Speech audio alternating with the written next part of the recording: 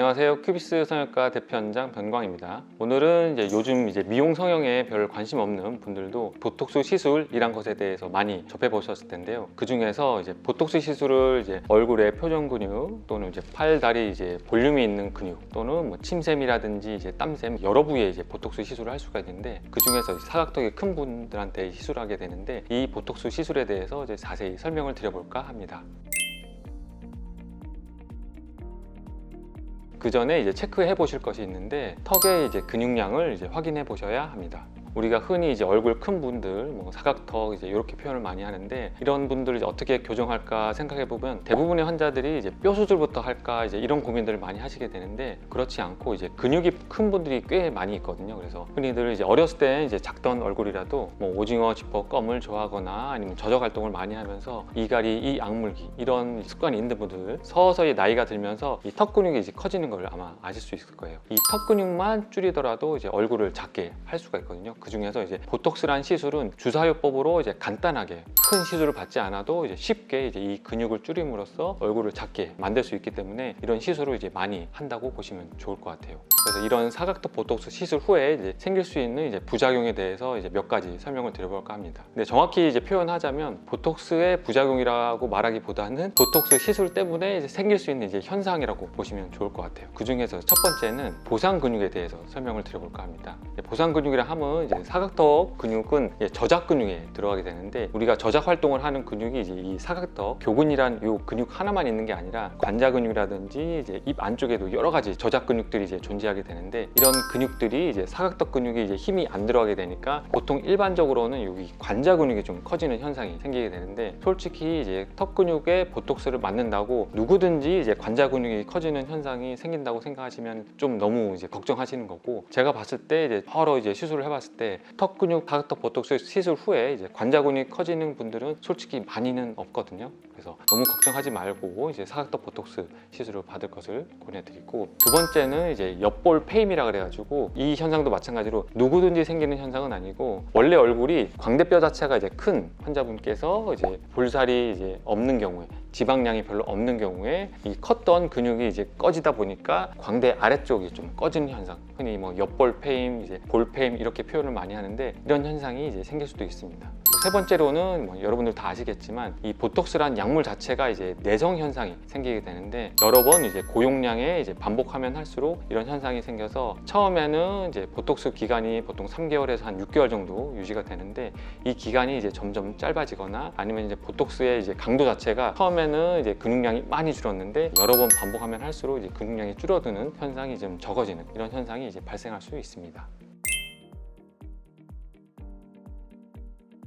일단은 첫 번째, 보상 근육이 발생했을 때 아까 말한 것처럼 특히 관자 근육 쪽으로 보상 근육이 발생할 수가 있는데, 이런 경우에는 사각턱 보톡스 시술을 멈추는 순간 당연히 사라지게 됩니다. 그렇게 되면 자기가 원했던 턱 근육이 다시 커지게 되니까, 솔직히 이 방법보다는 저는 관자 근육도 그냥 보톡스를 시술을 받으시면은 커졌던 관자 근육이 줄어들게 되거든요. 그래서 만약에 사각턱 보톡스 시술 후에 관자 근육이 보상적으로 커졌다, 이런 경우에는 간단하게 관자 쪽에도 같이 보톡스 시술을 받으면은 사각턱도 그다음에 관자 근육도 같이 줄어드는 효과를 보게 되니까 미용적으로 큰 효과를 볼 수 있다 생각하시면 좋을 것 같아요. 그리고 이런 보상 근육이 발달한 데는 일반적인 환자보다는 사각턱 보톡스 시술 후에도 오징어 지퍼껌이라든지 딱딱한 이런 저작 활동을 많이 하는 분들한테서 생기게 되거든요. 그래서 제일 좋은 거는 이런 습관 자체를 고치는 게 확실한 예방법이 되거든요. 그래서 사각턱 보톡스 시술 후에 오징어 지퍼껌, 딱딱한 이런 질긴 음식들을 피하면은 웬만해서는 관자 근육이 보상적으로 커지지 않으니까, 이런 생활 습관 자체를 바꾸실 것을 권해드리고 싶어요.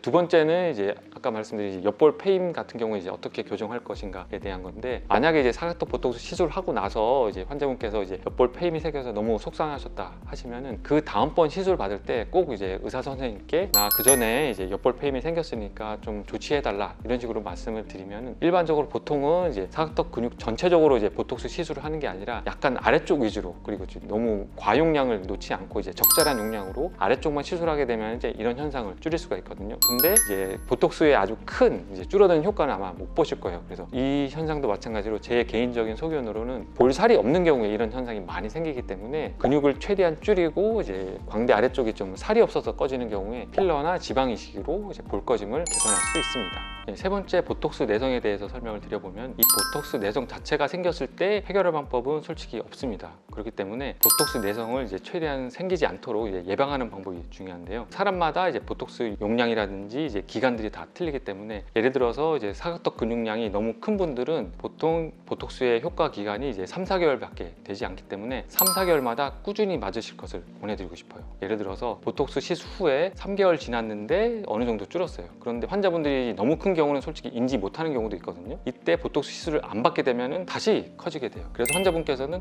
이 보톡스 용량 자체가 작아서 더 큰 용량을 맞아야겠구나, 이런 식으로 더 고용량을 시술할 수밖에 없게 되는데, 이렇게 하지 마시고 3개월 뒤에 다시 한번 보톡스를 맞게 되면 줄어든 상태에서 다시 줄게 되거든요. 보통 2-3년 동안 꾸준히 3개월마다 맞다 보면 근육량 자체도 이제 확실하게 줄이게 되고, 그 이후로는 이제 보톡스를 자주 맞으실 필요가 없게 돼요. 그래서 어느 정도 큰 분들 같은 경우는 보톡스 시술로 이제 3-4개월마다 이제 짧게 맞고, 그 이후로는 이제 뭐 6개월에 한 번, 1년에 한 번 이런 식으로 맞으셔야지 보톡스가 총 들어가는 용량 자체를 줄일 수가 있거든요. 그래야지만 이제 보톡스의 내성을 줄일 수 있다 생각하시면 좋을 것 같아요. 앞서 설명드린 것처럼 이제 사각턱 보톡스 이후에 이제 큰 효과를 볼 수 있는 것들이 많이 있기 때문에 보톡스 시술의 이제 부작용에 대해서 너무 큰 걱정을 하지 마시고, 보톡스 부작용이 생겼다 하더라도 충분히 다 개선할 방법이 있으니까 너무 걱정하지 마시고 이제 보톡스 시술에 대해서 생각하시면 좋을 것 같습니다. 이상 큐비스 성형외과 대표원장 변광이었습니다.